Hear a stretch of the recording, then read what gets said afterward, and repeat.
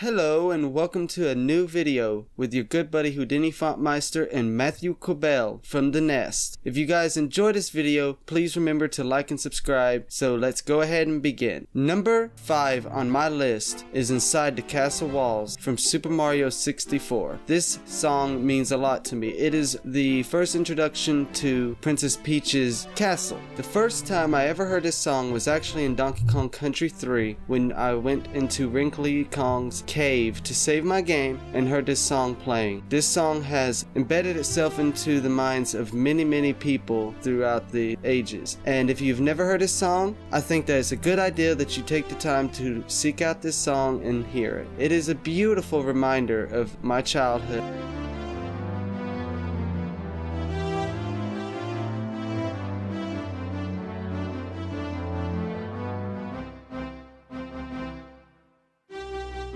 And it has a special charm to it. Anyway, Inside the Castle Walls is my number 5 favorite video game song, and I hope that you guys enjoyed it as much as I do. Anyway, off to you, Matthew. So in my number 5 spot, I have Cuphead, Don't Deal with the Devil, also known as just the title screen on Cuphead when you first start it up. Now, this has a very specific feeling that I like about it, because it's sung in a quartet, kind of like a barbershop quartet. And also, it honestly gives you the Cuphead and Mugman story right there at the title screen. You don't have to read at all. Like, just listen to it. You'll know what they're doing. For their lives on a mission fraught with dread. And if they proceed but don't succeed, well, the devil will take their heads. I wouldn't mess with King Dice if I were you guys. But also, I would also like to be in a barbershop quartet about talking about chew cups. Makes total sense, right? And that's how they made all their money. Anyways, Houdini, it's time for your number 4. So with this game being the very first Zelda game that I ever played, The Legend of Zelda: A Link to the Past has an amazing theme when you reach the Dark World. And I cannot tell you how much I love this theme. The first time I heard it as a child, it really put a sense of dread into me, as I knew that I was really getting into the meat of the game. Anyway, if you've not heard the Dark World theme, you should definitely go check it out.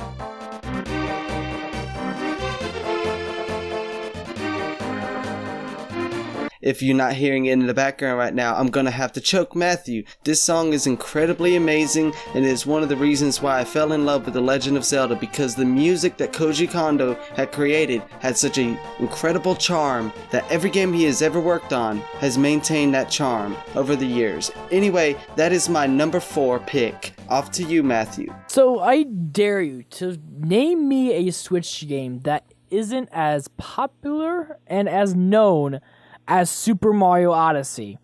That is such an open world where you just take Mario and just dick around for 20-30 minutes and not give a shit. But there is one thing there that they did right, and that's the music. My number 4 pick is Jump Up Superstar from Super Mario Odyssey, also known as the song that they sing in Super Mario Odyssey that Pauline does. And you probably heard it 1,000 trillion times if you've ever been in Target.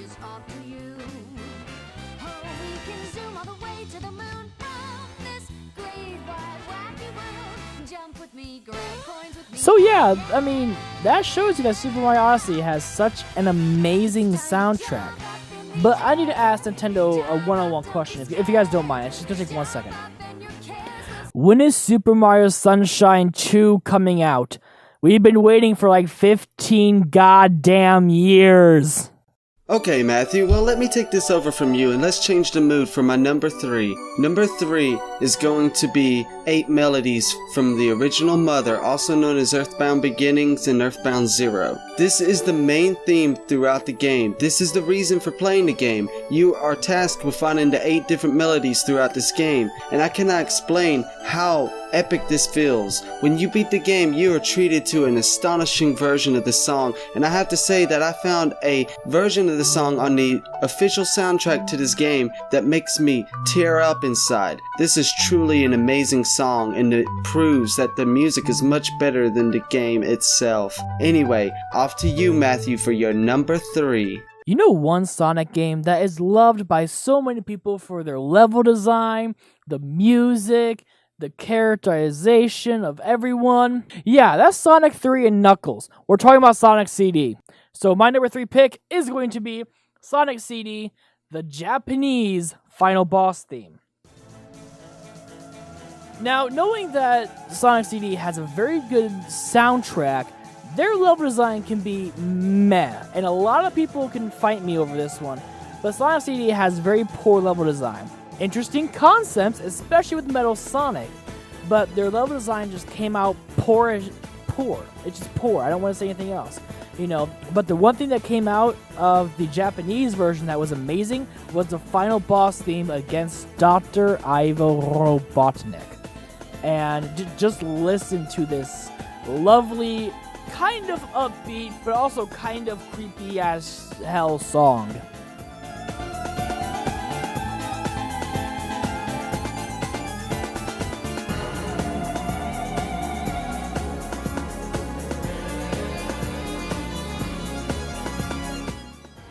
So yes, this opera-ish ending was kind of nice. The only bad thing is that they didn't really know how to just keep it on an infinite loop, because there's like a random just blank pause of music. But you know what? It's whatever. Sonic CD is an okay game. It was a really big letdown. But the best thing about it is that we found out that Amy and Metal Sonic may have done some of the nasty. Speaking of the nasty, Houdini's cat. So for my number 2, I'm just going to go ahead and assume that most of you have already played through Ocarina of Time. You've already heard this song, but let's just listen to it.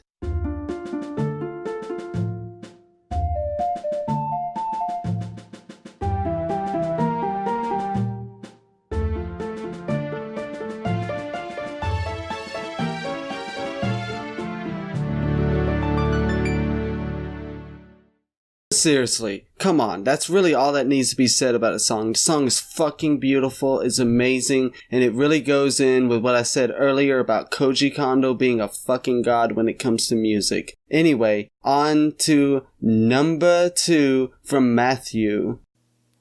Come on, double spawns. Yes, I got a double, let's do it. Oh, I got a blue shell. Whoever's in first place is gonna be pissed off. Oh, hey, sorry, I'm just playing Mario Kart, one of my favorite pastimes when I'm not crying in the bathroom at Target. Anyways, so I have my number 2, and my number 2 is actually called Twisted Mansion. Now, the level I'm playing is Twisted Mansion, and the music in it is just super nice, especially if you're able to front run it, because the front running, just like that extra cymbals and crashes and stuff with it is just amazing. I mean, just listen to how eerie it is. It gives me that Luigi's Mansion vibe that I love so much. So take a listen, and I'll see you in a moment.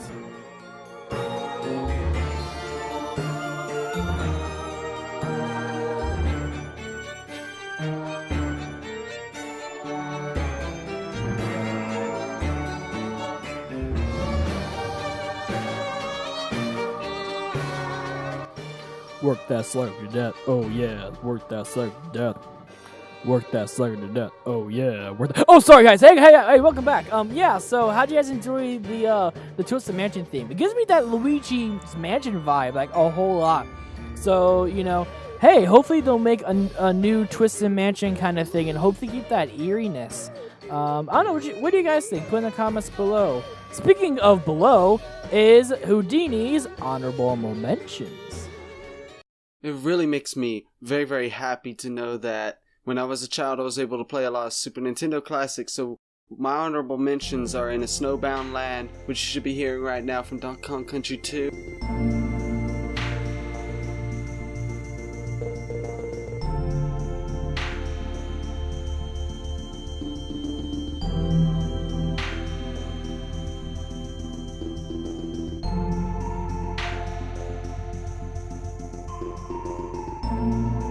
And obviously, it's the DK rap.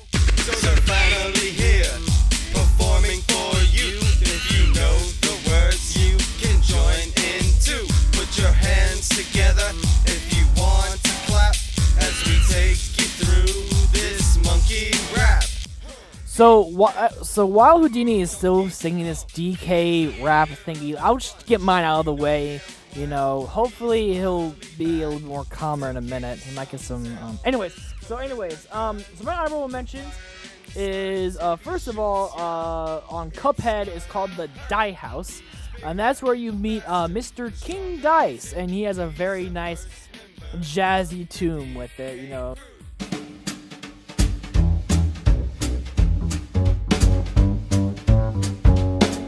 I'm Mr. King Dice. I'm the gamest in the land.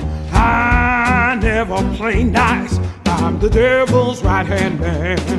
I can't let you... And also, for my other honorable mention, I have F-Zero Big Blue. Both the original and the Mario Kart 8 and 8 Deluxe version. They're both good, and they're both really high recommendations. If you're just looking for just some fun tunes to listen to while you're working on a school paper or whatever, both of those are pretty fun.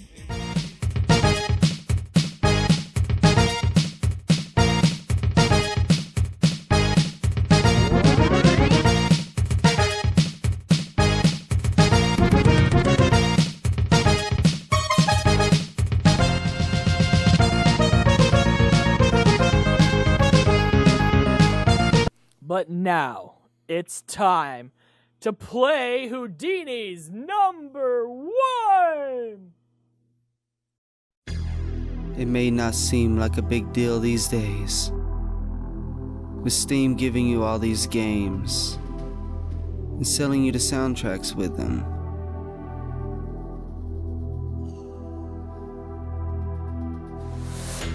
But when I was a kid, it was very uncommon to find a game that came with a soundtrack.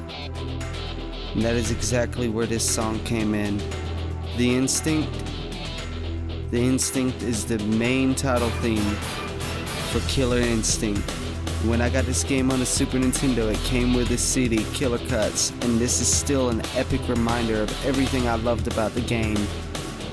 If you guys never got to play this game, you guys missed out on a visual and audio experience that is unlike any other. So this is my number 1 pick for my favorite video game music of all time. Thank you, Rare. Thank you, Robin Beanland. This is amazing. I fucking love you guys. Matthew, it's time for you. What is your number 1 pick?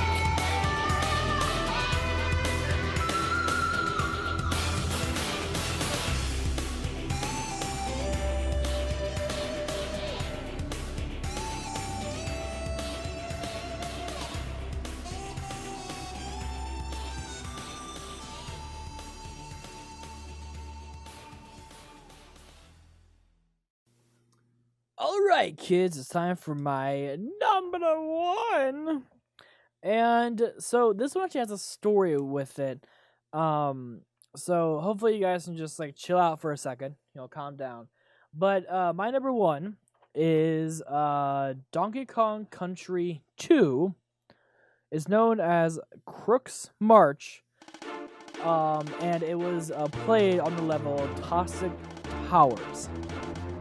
Now, explaining why I picked this is a few different reasons, but some people need to know who I am. I am a musician. I play 3 instruments, bass clarinet, and baritone saxophone.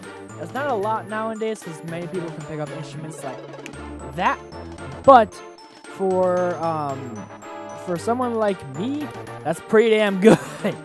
But the big reason why I picked this is for one specific part in the song. I want you to go and listen to it now.